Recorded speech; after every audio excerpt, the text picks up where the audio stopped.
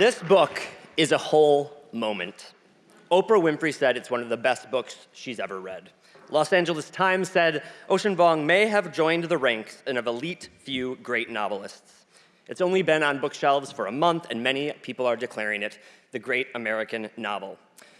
In this day and age, we're all rushing to the next thing, to the next event, scrolling on our phones to the next post, even to the next book. This one made me slow down. There are main characters in this book, and his mother is talking to him, and she says, "Don't read too fast. Pick up a book, and then after 10 minutes, put it down and look out the window."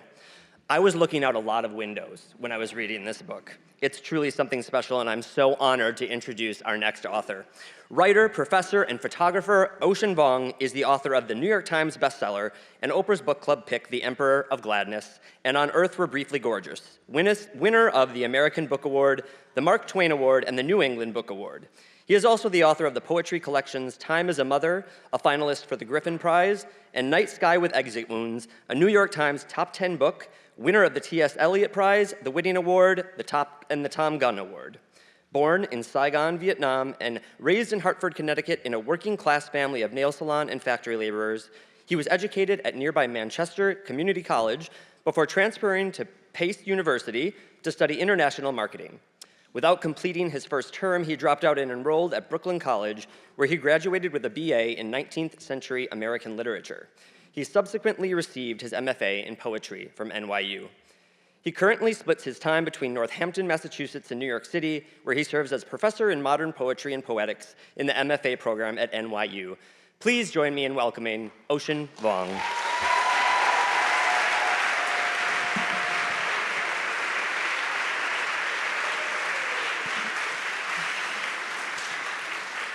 Ocean, I had so many ways I wanted to start this, but I think I just need to start it with such a heartfelt congratulations to you. You are really someone special in this literary world. And I was trying to pinpoint why that is, and it's not just that you wrote a good book or created a good character, it's your interpretation of language. So I want to give another round of applause. And with that as inspiration, I want to talk about writing. On page 35 of Emperor, you say, characters are using words like observing, considering, listening. What do you think your superpower is as a writer? And what are you observing? What are you considering? Thank you so much. That's so gracious of you, and thank you for that very generous introduction, and thank you everyone for being here and for inviting me. I was supposed to be here in 2020, but a little big virus got in the way, we saw the price and the cost of that. But I'm really grateful that those who are here survived it, and it's long overdue. And it's been such a lovely way to get to know this community. And I've been to a lot of, book festivals and visits across the country and the world, but very few do I see the kind of passion, nuance, and great sense of awareness of the community here, the kind of community. I learned about the year-long community, the summer communities, and everyone who put this book fest together has such a capacious eye for every single one of us, the workers in our society that make everything run, including this island. And so thank you so much for holding everyone present. And I really felt that. And I just want to thank the organizers who put this together and did it for literally everyone. So thank you for that. Please give them.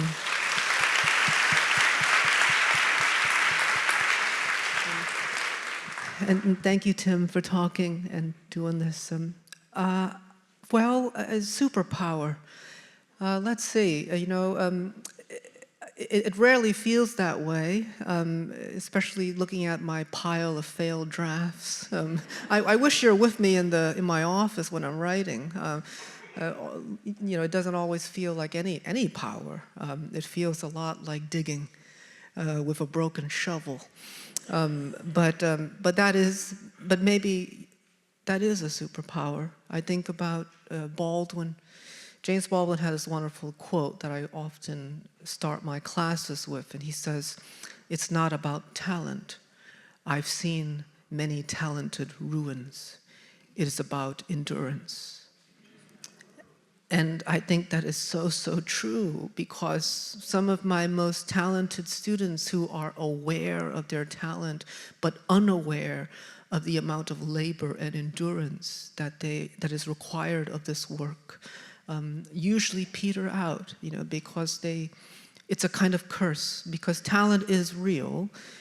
Just like some people can jump higher than others, it's real. You have a propensity for wielding the written word, but if you believe in your own hype, then you're in trouble, because you feel that there's no need to grow. And of course, life is about growth and about step backs. And so when those students get the rejections, and I remind them, if you want to be a writer, you are at the altar of no's.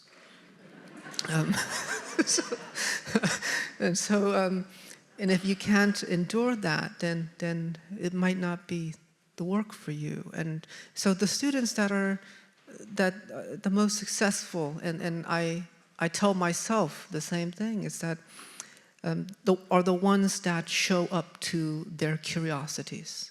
And so considering observation, Simone Weil has a wonderful quote, the philosopher, where she says, "The greatest act of generosity is attention." And it's true in and out of the classroom. And I think for me, every book has kind of given me a more capacious way to look at the world. Trees, there are more angles to see them by now after 4 books. And when I was a younger writer, I just blew by everything. And I realized it's not about all the rooms that you enter, it's not about the countries you visit, because people can go look at a lot of things but don't see them. And so being a writer is one of the greatest opportunities, because we're working with such a fragile medium, a fickle medium. One wrong comma and the whole thing falls apart. And there's a comma in here that's keeping me up at night. As you can see, and I wrote my editor, I said, "Please let me know if I ever get to second printing, because I got to move that comma." It should have been 2 sentences, but right now it's a leaky little gap. That's Now I want you to read that part, so I'm we not know going where to tell it you. I plead the fifth, not going to tell you. I'll tell you when I get that comma removed, we'll tell you. But it is about just showing up to yourself and enduring, but then that becomes about everything of American life. Can we endure it all? I think that's the question that so many of us are asking, and so many of us have always been asking in this country. Would you be willing to read a little bit from your book?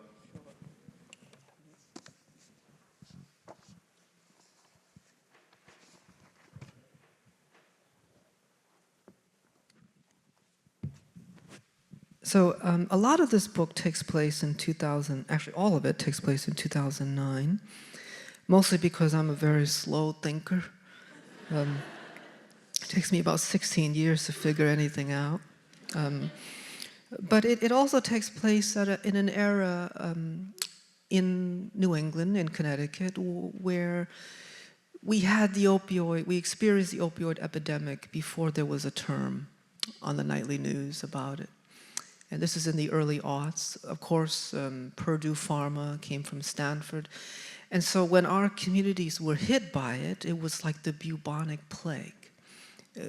Lunch ladies were overdosing overnight because they, went on the drug for a sprained wrist. And so there was so much shame. And so much of my childhood was growing up in the wake of all this. And so a lot of this book is haunted by what I call a pharmaceutical slaughter of this generation. The first person I saw OD was somebody's dad. He was 12 and had gone over to this girl, Jennifer Knoxley's house, to do a project for history class. They were in the living room cutting construction paper when her father came in very quietly, like a ghost was wheeling him in, and sat down on the couch.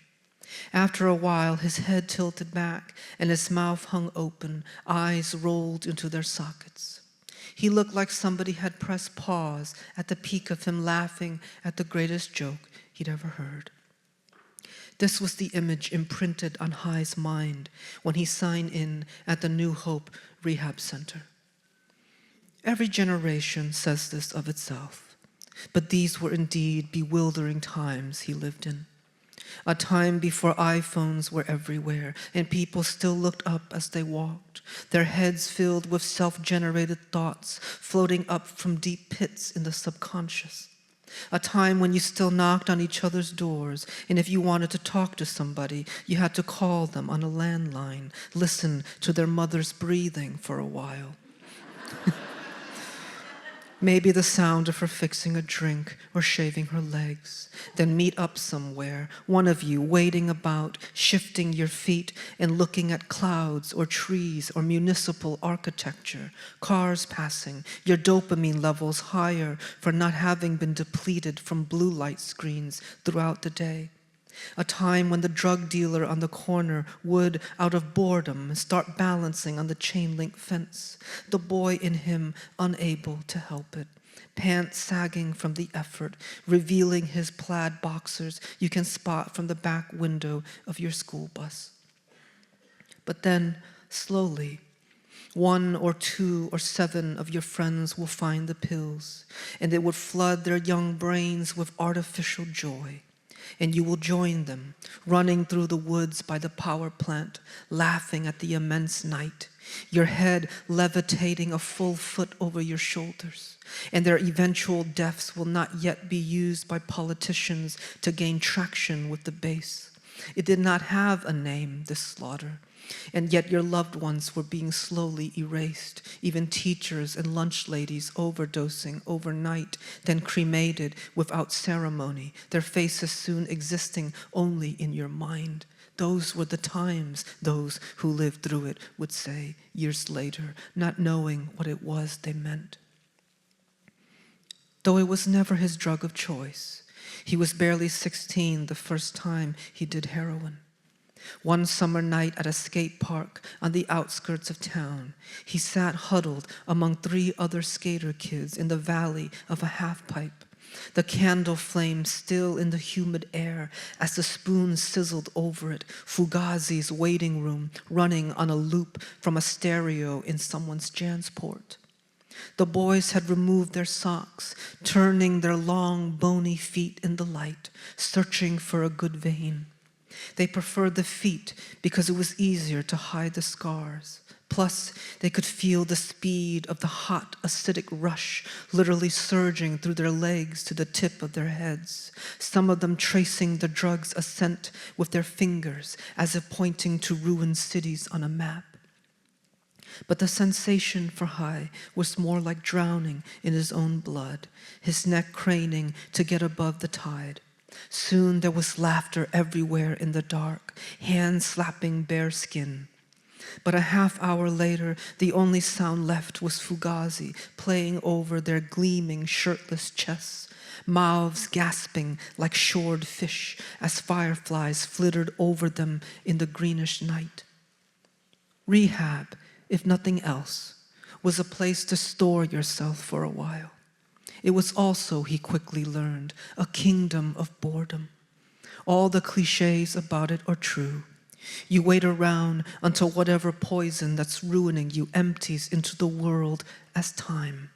Then you fill that emptiness with more time, talking, walking around the rec room, talking some more, painting watercolors of zoo animals, reading YA or science fiction, the only genres allowed. And after all that waiting, you stand by the barred windows and watch the golden arches from the McDonald's across the parking lot light up, which means it's time for the nurses to switch shifts for the night. And an alcoholic with Down syndrome named Jordan is next to you, pointing out the window, shouting, "It's chicken tender time, it's chicken tender time, hey guys, it's tender time." The rooms are named after various genus of squash grown in New England. A laminated drawing of each type pasted on the doors. High shared the kabocha room with a sex addict named Marlon, who was strapped to the bedpost with bungee cords to keep him from jerking off. He turned to Hai one night and said quizzically, "Hey, man, I was wondering, how come I never see any Asians in rehab? I've been to like 5 of these joints and never seen one till now." "MSG," I said.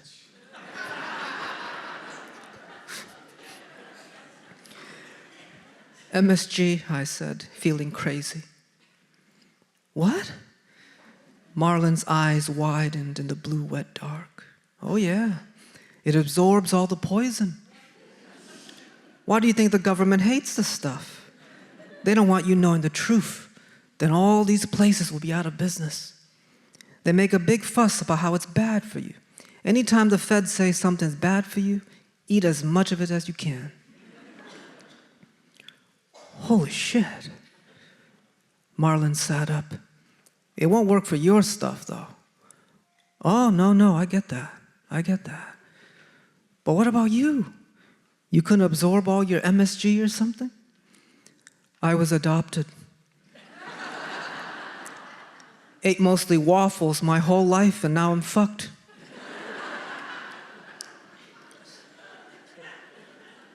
"Damn, dude."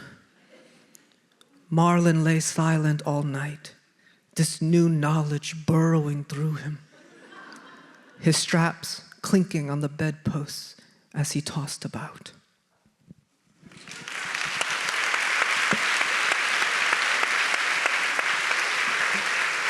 Was really beautiful. Peter, do you ask him to read to you ever? I think I would ask all the time. I shared over there that one of my favorite sections of this novel is when Hai and Grazina are stepping on bread rolls. And I've been known to bring props to some of these events, but I didn't think that me asking you to step on bread rolls in this church, they'd be very happy about it. Then later in the pages, you're talking about carrots, and you managed to make something that is pretty common really special. I'm wondering if there is something in your day-to-day that many would find ordinary that you truly find extraordinary. Oh, thank you. Well, I think when you look at something enough and ask enough questions about it, it starts to reveal itself. And I think everything is quite luminous. And a book is a wonderful thing because, particularly a novel, the novel came quite late in our species. It waited until the printing press was invented, particularly the Gutenberg printing press in 1500. And so the novel is a very unique literary phenomena because it rose out of print culture, whereas drama, the romance, the lyric poem came out of oral traditions. You know, if you go back to the Greeks, they would perform the Iliad at festivals from memory in its entirety. Lord knows how that happens. So the novel introduced very late, and the power of that lateness is that it became both a genre of distinction, but also a container. It holds the lyric, it holds drama, as Melville proved with Moby Dick, borrowing from Shakespeare's dialogues. It holds the romance, it holds historiography, essay. And so in a way, it's a very undetermined genre. It's both it's like a genre that's a container, but a container made of water. It's completely undecided. And I think, and one of the great advantages of that is that it can hold really strange things. And Henry James called it baggy monsters, right?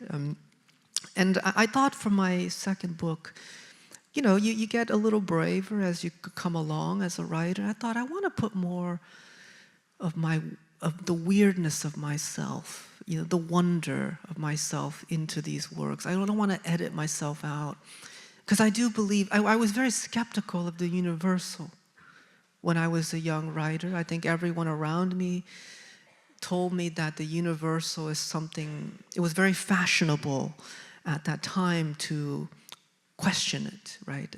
And it was almost like, well, there's no way for us to be other people, right? And there is, it's true in that sense. We can't live as somebody else. I will always be in this body. My gaze will always come from this body. So the universe was a fickle idea. But when I started losing people, when I lost my uncle to suicide and I lost my mother to cancer, I realized that if nothing else, the one universal truth is death. No matter who we are, whether we're the president of the United States or we're the janitor, whether we're a barista, we will all pass through that one truth. And we can have endless interpretations of it, but death is the inevitable truth. It's the reality, and all of us will experience it. And it will also inform life. To me, the acknowledgement of death is a way to acknowledge living. And a lot of this book is haunted by it, but it's also informed by humor. The women who raised me were refugees, and what I learned very quickly as a child was that laughter for them was not just joy. It wasn't just extraneous joy, it was medicinal.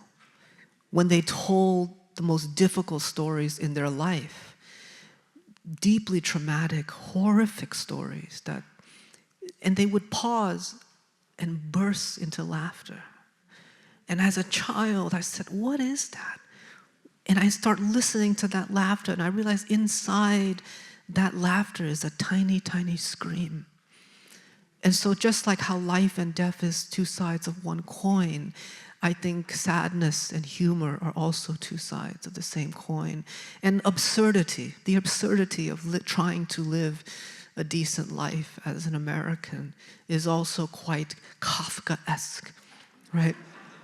And in many senses, I think, in my very relatively short time as an American, I came here at 1.5 years old, so most of my life is here. My first memory as a person was an American memory, and it was sitting in the curb with my uncle in Hartford, Connecticut, on Franklin Avenue, eating sour belts from a paper bag.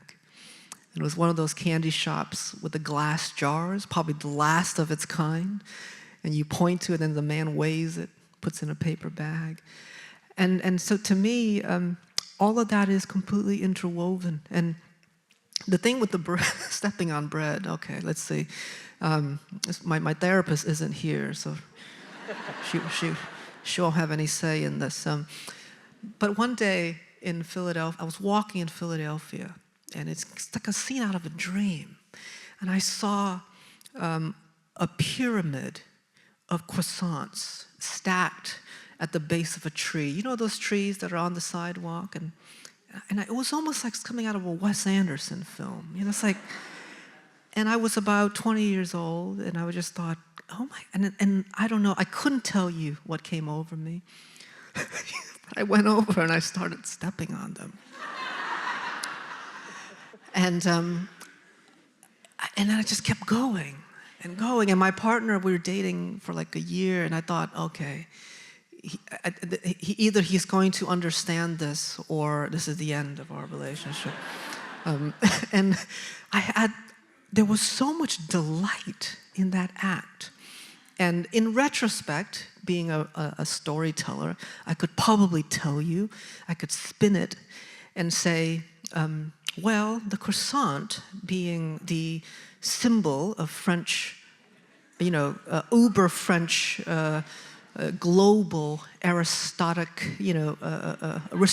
achievement, being a colonial presence on Vietnam, my ancestors have impelled me to destroy the organized stacking of the colonial power symbolically. But that would be a lie, I think. The truth is that deep inside me is a 12-year-old boy And he's always there.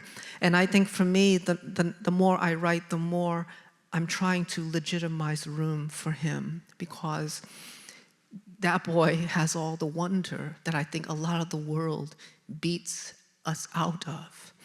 And I tell this to my students. I get really emotional about it, because by the time they show up to my class, and they're all in their 20s, they're graduate students, but by the time they come, and without fail, every new crop of them, their bodies are bent with shame because they've decided to be poets.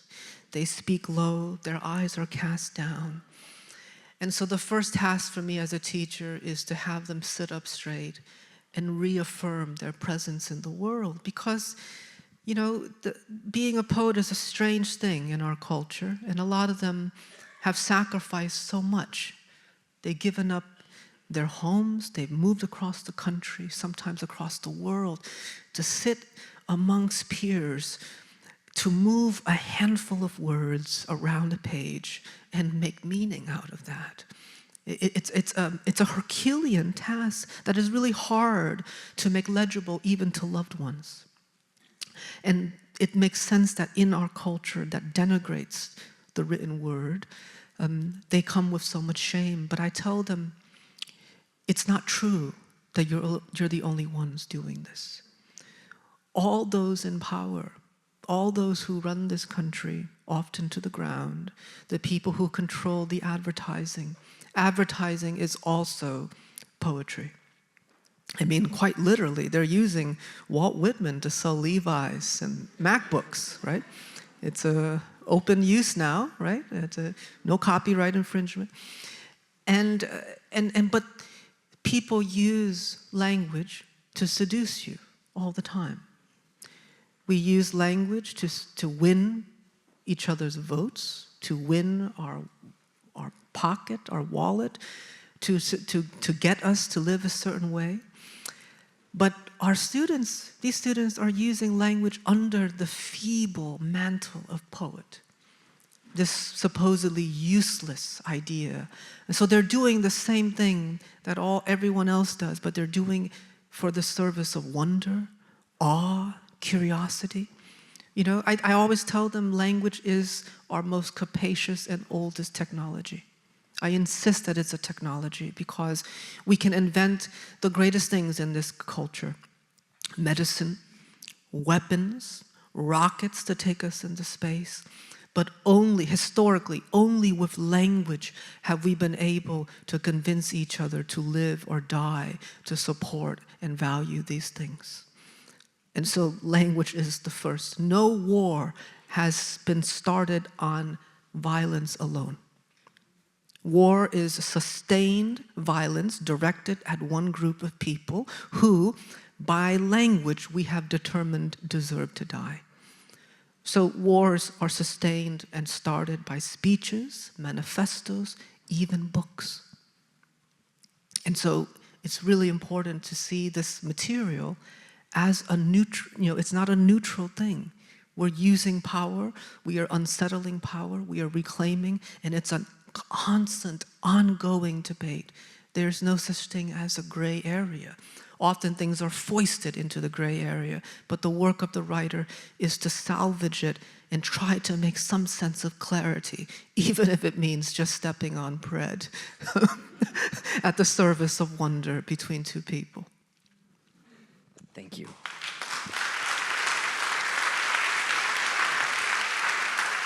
There are many themes in the novel, but family, I think, is one of the top ones. And it's not the family that we might think of. What families are you all representing in Emperor of Gladness? Well, family is such an important part of I think, modern life, maybe all human life, but it's a big ethos in American culture. I think so much of the American mythology is about the nuclear family, and one sort of rebuttal to that, or alternative, is the found family, the chosen family. But I think one that's really another family that's underexplored is the circumstantial family, organized around labor. And it's not exactly unprecedented. The most influential novel in this country, Moby Dick, is about a multiracial group of circumstantial laborers working to, quote unquote, light the new world. And in this sort of Machiavellian quest for greed and power and spiritual determinism, the ship self-destructs. It's such a prophetic novel. And I think myself and many other novelists owe a great deal to the strangeness of that book. And it was so strange, it did so poorly in its lifetime. In Melville's life, about over 1,000 copies sold in his life. But that book, I think, is for the beginning of American fiction, was about labor. And I think we lost that along the way. Somewhere along the mid-century, fiction became more about this suburban ennui, right? And I love those books plenty. The John Cheevers and the Updikes, I adore those books. But they started to dominate what we think about when we think about literary fiction. And for some reason, we have ousted stories about war and labor to fantasy and romance novels, right? And I found actually romantasy and fantasy and sci-fi to be much more honest about the realities of our world, because they center things that our species have always experienced: geopolitical displacement, violence, war, and the idea of cobbling together circumstantial kinship around and despite of ideologies. Having worked in fast food, particularly at Boston Market and Panera Bread, it was unintentionally the most foundational experience of my life as a person, but particularly as a writer. There are stranger things in those experiences that I have not put in the book because they're too dramatic, you know. My boss, for example, at Boston Market, was an evangelical Christian refugee from Pakistan. And he came through asylum because of political persecution and religious persecution. And he was he would run the shift with a tape recorder of televangelist speeches. And my coworkers and I were debating whether that's a good thing or bad thing, because it was kind of, you know, strange to have two people yell at us, right? The boss yelling at you, and then a televangelist preacher yelling at you from his shooting from the hip, right? But then it was helpful because we always knew how close he was coming, right? So we can stop chit-chatting and get back to work. So it was kind of like this a sonar that he was emitting. But I couldn't put that in a novel because I guess it was so dramatic. Who would believe that, you know? The critic James Woods would probably maybe say it's a hysterical realism. But what I found, however, was that all of us had very disparate ideologies. We believed in different gods, if any god at all. We believed in different things. We had different images of what a successful America is. But when you depend on each other to get through a shift, you depend on each other via kinetic kinship. And I've always felt that kinetic kinship and labor will always degrade and outpace ideological dogma.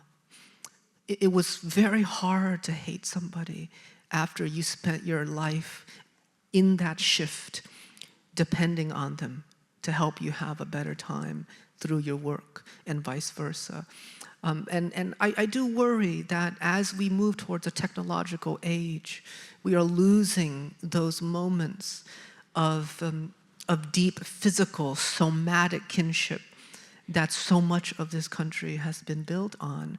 And I do feel like it's hard to see someone only as a belief system when you see them sweat through a shift, when you look and you can see your coworker sweating through her bra, down her chest, and you can see her sweat glisten underneath her little necklace with the locket. One side is the Virgin Mary, the other side is her dear Nonna, right? And so ideologies fall apart when the human face is something you depend on to live your life. And the strange thing about labor is that we forego our families in order to be with this other family that we never chose, but we are forced in many ways to move through.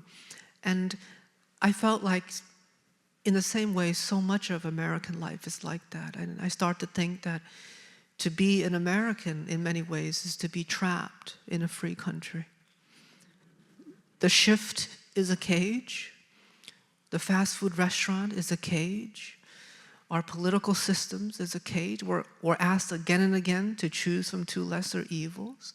Our tax money goes to pharmaceutical companies or weapons we never condone.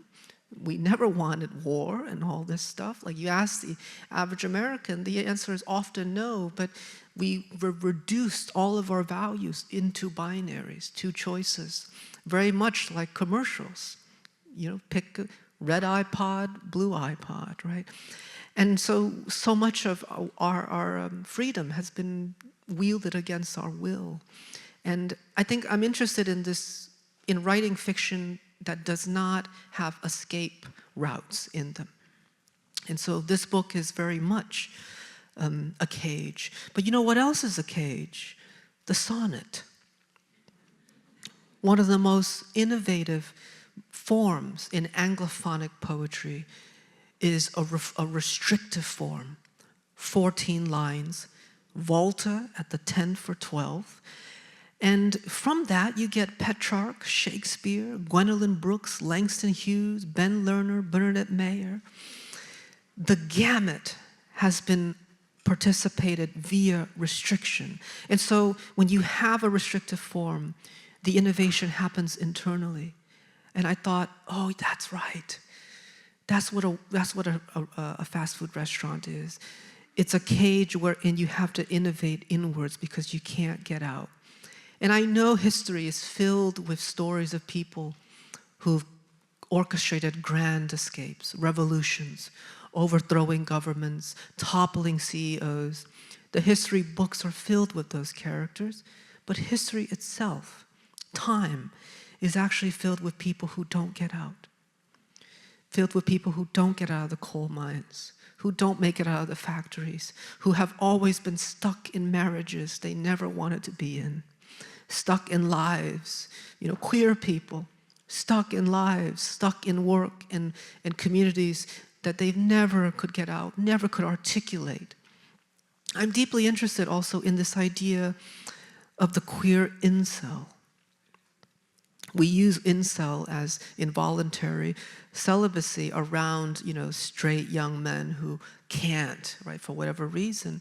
But I thought, actually, the majority of history is about queer incel, queer people who never got to commit themselves to pleasure because of the systems they were in.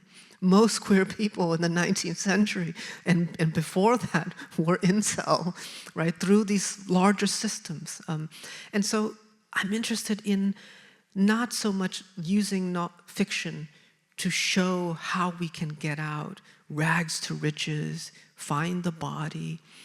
So much of our world is about this commercial catharsis. We want a deliverable from our books, right? We buy the book and there's an ISBN, there's a barcode. It's the physical book, but there's a subtext. There's another product that's often an unspoken guarantee, which is that there's a kind of resolution we want. It's like that Scooby-Doo effect. At the end, you'll get the unmasking. And I thought, so much of American life is actually not like that. People are static. People are stuck in jobs for 20, 30 years, but it doesn't mean they're doomed. My stepdad worked in this company called Stanadyne in Connecticut for 25 years. He manufactured one thing, and it was a screw that went into a gas pump. And when that company shuttered, he made another screw for Colt, and that screw went into the Colt Magnum. And to me, that is the most quintessential American journey. Gas pumps and guns. And if you asked him, how was your American life? This is a man who escaped Vietnam after the war, spent 8 days at sea on a little motorboat with 150 people. God knows what he saw on that. I never asked him. He never volunteered. But I know he's seen things that will keep people up at night. And if you asked him, did you live your American life the way you wanted? He's 65 now. Without batting an eye, he would say, yeah, absolutely yes. And he would say, because I lived a life where I have a uniform, and my Vietnamese name, Ngọc, with diacritics, N-G-O-C, was stitched on my right chest, on my uniform. And he was so proud of that. He would hang that uniform in the living room like it was some trophy every single day. And I saw his life, and I saw it full of loss. And I thought, gosh, he works from 3 p.m. to 12 a.m. I never see him. He doesn't see his son and his wife, my brother. In the weekends, I see a tuft of hair pop out from the bed. And I thought, let my life not be this hard. And I looked at his life full of loss and grief. And I thought, I hope I can find a way to live on my own terms. But as I grew, I realized that that was his triumph. And who am I to deny that, right? And I started to realize that it's okay to have two different triumphs, two different definitions of winning. And I started to realize that I'm not so interested in the American dream as much as I'm interested in Americans who dream. And that is what a fast food restaurant, that is what labor is, and that's what you see from books like from Moby Dick, even to Salinger's Catcher in the Rye, right? That book is really, in writing we have context and subtext. And war permeates so much of our stories. And that's so important to me. There's 4 wars in this book. And you look at Salinger, someone who stormed D-Day with the manuscript of Catcher in the Rye in his backpack. It's unbelievable, right? And the first thing he does when he lands in France, when things settle down, is find a bunker and opens up a draft and starts typing, But you read that book, in the context, of course, is a young man dropping out of school, trying to go home to his family for the holidays. The subtext of that book is a young man really trying to see if he wants to live or not. That's the undercurrent. And you start to realize that book is all about war. It's informed by war. It's the internal wars. It's the geopolitical wars. It's all the wars in one. And I think, to me, being an American writer forces me to never look away from history, because we can never turn away from it. And we turn away at our own detriment, which is why I think, the big myth of Make America Great Again is when you ask, where is that again? And I live in Western Massachusetts. I'm surrounded by, you drive 20 minutes in any direction, you'll find a Trump supporter. And I'm proud of that. I'm open to that because that's still my community. Those are the folks who fix your plumbing. They'll do your roofs. They'll do it with, the Make America Great Again hat on. And when you ask them, and I've gotten a chance to ask them, where is that again for you? Something really interesting happens.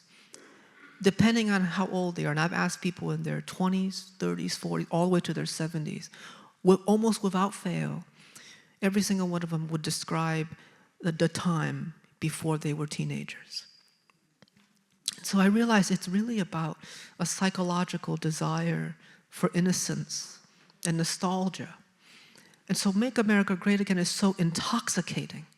It's so powerful as a slogan because it's speaking to so much of our population's most vulnerable positions. The problem, though, is that it performs memory, but it's really amnesia. because you cannot point to the timeline on where the again is and how to replicate it. And that myth, that emotional myth, is so much of the work and so much of what I'm interested in.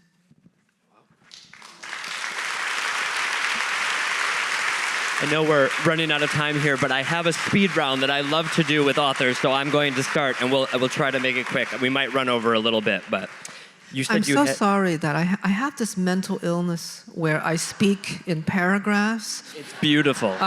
And it's good for my students, horrifying for my family. And, but beautiful for us, so thank you. I hope so, I hope so. You said you had that first memory about being an American. What is your first memory of a book that you credit making you a lifelong reader? Oh gosh, there's a little. It's a tiny little book. My ESL teacher taught it to me. It is called "Family Under the Bridge," and it's just a tiny little story.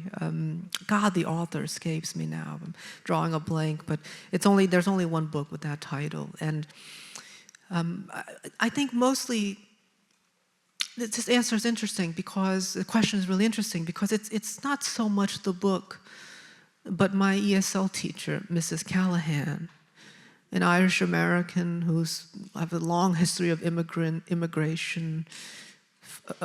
People who fled famine, who came here, and here she is, teaching English to a child who also fled, struggles and troubles.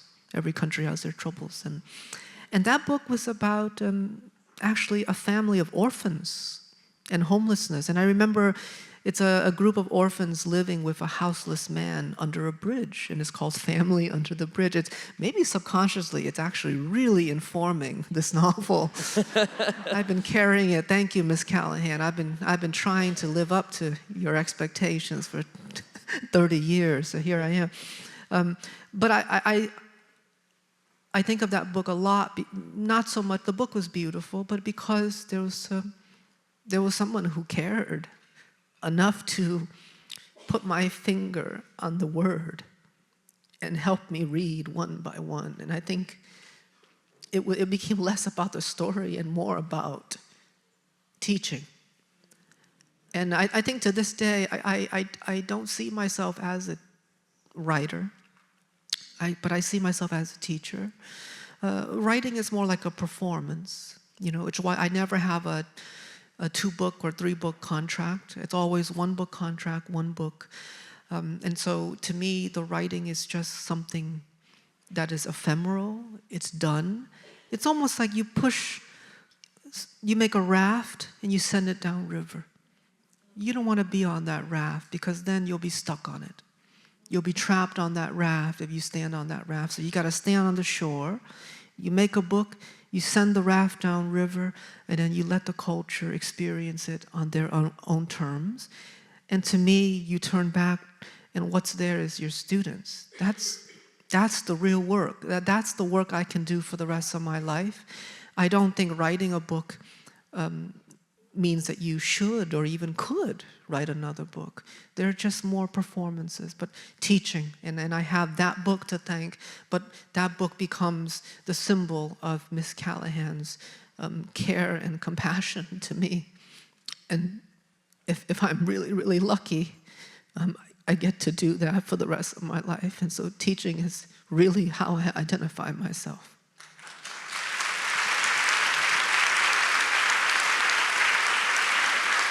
If the ocean today could walk into Boston Market and talk to the ocean that's working there, what would you say to him? Oh gosh, what would I say?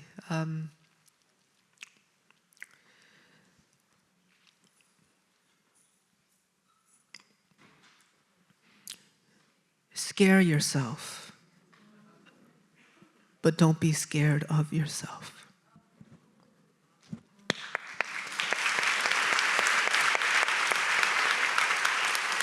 Kaylee, what time is it? How much trouble are you going to be? How mad are you at me? 8 till. Okay. I really want him to read a poem because he's first and foremost a poet. So before we get to that, I just want to say that Grazina says to Hi, words cast spells, and that's why they call it spelling. So thank you so much for this spell. Thank you. And will you close with a poem? Thank you. Thank you so much. I really wanted to write an intergenerational story about two refugees, and Grazina, of course, is a refugee from World War II, from Lithuania, and I think that is actually the quintessential American life, that you can have two people from two different continents, two wars, 30 years apart, and 60 years in life, live under one roof, and it makes absolute sense in the American tradition that war is the agent that brings people together. And I think so much of American life is presented as the monolith, the Mount Rushmore. But I think at its best, it's actually about debris. It's about people picking up debris and trying to build something else. It's really about being a junkyard artist. And there's no shame. There's no shame in that. I tell my students to be an American writer is to be a junkyard artist. You're picking up old things that has been discarded back in England, in the Anglophonic tradition, and you're brushing it off and making something new, and it's always been that way. So, anyways, this poem is a new poem, so I'm being brave here. Thank you to Kevin Young in the New Yorker for taking this little piece. It's called Theology. Fitting, huh? Do you remember when I tried to be good? It was a bad time. So much was burning without a source. I'm sorry I was so young. I didn't mean it. It's just this thing is heavy. How could anyone hold all of it and not melt? I thought gravity was a law, which meant it could be broken. But it's more like a language. Once you're in it, you never get out. A fool, I climbed out the window just to look at the stars.